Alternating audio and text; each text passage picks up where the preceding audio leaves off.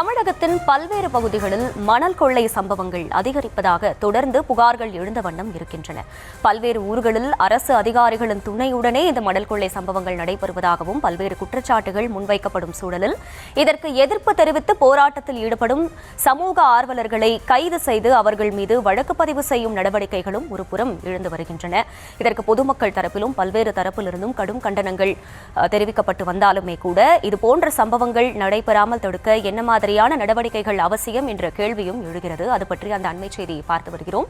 தொடர்ந்து பல்வேறு இடங்களிலும் இந்த மணல் திருட்டு சம்பவங்கள் நடைபெறும் நிலையில் இது பற்றிய விவரங்களையும் எமது செய்தியாளர்கள் வழங்கி வருகின்றனர். தற்போது நாம் பார்த்து வருவது நாகை பகுதியில் மணல் திருட்டு தொடர்பான அந்த காட்சிகளை பார்த்து வருகிறோம். மணல் குவாரி அமைப்பதால் அங்கே ஏற்படும் சிக்கல்கள் குறித்த தகவல்களும் நமக்கு கிடைக்கப்பட்டிருக்கின்றன.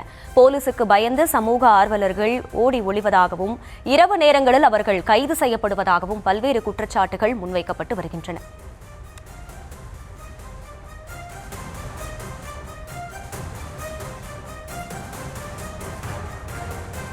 அடுத்தபடியாக மணல் லாரி உரிமையாளர் சங்கத்தில் இருந்து திரு பன்னீர்செல்வம் இணைகிறார். வணக்கம் திரு பன்னீர்செல்வம், இணைப்பில் இணைந்தமைக்கு நன்றி.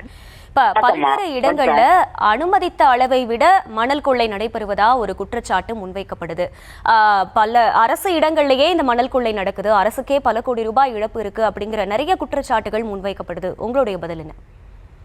இது மணல் திருட்டு இது மணல் திருட்டு. அனுமதிக்கனாக்கா அரசாங்க அதிகாரிகளும் உடன்றது அர்த்தமாகும். இது மணல் திருட்டுங்க. எங்கெங்க பாசிபிலிட்டி இருக்குதோ அங்கெல்லாம் மணல் திருட்டு ஆரம்பிச்சுட்டு அந்த மணலை கொண்டு வந்து மணல் தட்டுப்பாட்டை பயன்படுத்திக்கிட்டு கலப்படம் பண்ணி விற்கிறாங்க. அது மட்டும் இல்லைங்க, ஆந்திராவில இருந்து நிறைய ஒரு நாள் ஒன்றுக்கு 300 லோடு 400 லோடு ஆந்திராவில இருந்து மணல் கடத்தல் நடந்துகிட்டே இருக்குங்க. இங்க நம்ம எந்த ஸ்பாட்ல சொன்னோம்னா சென்னை நகரத்துல, காஞ்சிபுரம், செங்கல்பட்டு, இந்த பகுதியில, திருவள்ளூர், இந்த பகுதியில எங்க வேணும்னாலும் டெலிவரி கொடுக்குறாங்க. அதனால எல்லா இடங்கள்லயும் புட்பீசல் மாதிரி யார்டுகள் வளர்ந்து போச்சு. அதாவது சில்லறை வியாபாரம். அவங்க கேட்டீங்கன்னா 2 யூனிட், 1 யூனிட், 3 யூனிட் அப்படி கொடுக்குறாங்க. ஆனா அங்க எல்லா இடத்துலயும் கலப்படங்க.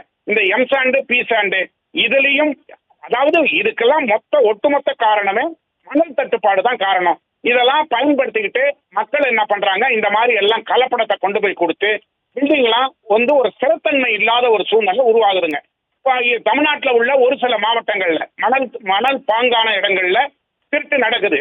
அது அந்த இடத்துல இன்னும் மணலுக்கு இன்னும் பர்மிஷனே கொடுக்கலங்க. திருட்டு நடக்குதுங்க. அதை எடுத்துட்டு போய் நைட் அண்ட் நைட்டு எங்கெங்க விற்கணுமோ விற்கிறாங்க. ஆனா போலீஸ் அதிகாரிகளும் சரி, அரசாங்க அதிகாரிகளும் சரி பிடிக்கத்தான் செய்யறாங்க. எல்லாம் வார்ன் பண்றாங்க, பிடிக்கிறாங்க, பயன் பண்றாங்க, எல்லாம் செய்யறாங்க. ஆனா அந்த மணல் மாஃபியா கும்பல் இன்னும் அடங்கின மாதிரி தெரியலங்க. இதுக்கு ஒட்டுமொத்த காரணமே நாம ஆந்திராவில இருந்து வர மண்ணு ஒண்ணு, 2வது இந்த மற்ற மாவட்டங்கள், மணல் பாங்கான மாவட்டங்கள், திருச்சி மாவட்டத்தை எடுத்துக்கலாம், கரூர் மாவட்டத்தை எடுத்துக்கலாம், திண்டுக்கல் மாவட்டத்தை எடுத்துக்கலாம், நாமக்கல் மாவட்டத்தை எடுத்துக்கலாம். இந்த மாதிரி பல்வேறு மாவட்டங்கள்ல இந்த மணல் திருட்டு நடந்துகிட்டே தாங்க இருக்கு. இதை அடக்கிறதுக்கு முயற்சி பண்றாங்க. இப்ப கூட சமீபத்தில் கூட ஒரு சப் இன்ஸ்பெக்டர், ஒரு ஏட்டையா டிஸ்மிஸ் பண்ணாங்க. அதனால ஆனா அது அடங்குச்சானாக்கா அடங்கலைங்க. இது தொடர்ந்து நடந்துகிட்டே இருக்குதுங்க. இதுக்கு காரணம் மணல் தட்டுப்பாடு. ஃப்ரீயாக்கிட்டோம்னாக்கா இந்த திருட்டு நடக்காது இல்ல, இந்த வருவாய் அரசாங்கத்துக்கு வரும் இல்ல. இதைத்தான் நாங்க சொல்றோங்க. முதல்வருக்கு பல முறை மனு போட்டுட்டோங்க. எல்லா சம்பந்தப்பட்ட அதிகாரிகள், ஐஏஎஸ் ஆபீசர், சீஃப் செக்ரட்டரி எல்லாருக்கும் மனு போட்டாச்சுங்க. யாரும் இதை கண்டுகிட்டா மாதிரியாவோ எங்களை கூப்பிட்டு பேசுற மாதிரியாவோ இல்லைங்க. இது எங்களுடைய தாழ்மையான வருத்தத்தை தெரிவிச்சு இப்ப கூட சமீபத்தில் கூட ஒரு 15 நாளைக்கு முன்னாடி முதல்வருக்கு மனு போட்டிருக்கேன். இதாங்க எங்களுடைய நிலைப்பாடு. என்னன்னு கேட்டாக்கா, எங்கெங்க மணல் பாங்கான இடங்கள் இருக்குதோ அதை அரசாங்கம் திறந்து விட்டாக்கா திருட்டுக்கு வழி இருக்காது, இல்லாம போயிடும், தட்டுப்பாடு இருக்காது. எந்த ஒரு பொருளுக்கு தட்டுப்பாடு வருகிறதோ அது இந்த மாதிரி திருடுகள் நடக்கும். அதை யாராலையும் தடுக்க முடியாது. இதுதான் எங்களுடைய சம்மேளனத்தினுடைய கருத்து. நான் தமிழ்நாடு மணல் மற்றும் எம்சாண்ட் லாரி உரிமையாளர்கள் ஒருங்கிணைந்த நல சம்மேளன தலைவர் ஆர் பன்னீர்செல்வம். இணைப்பில் இணைந்து உங்களுடைய கருத்துக்களை வழங்கியமைக்கு நன்றி திரு பன்னீர்செல்வம்.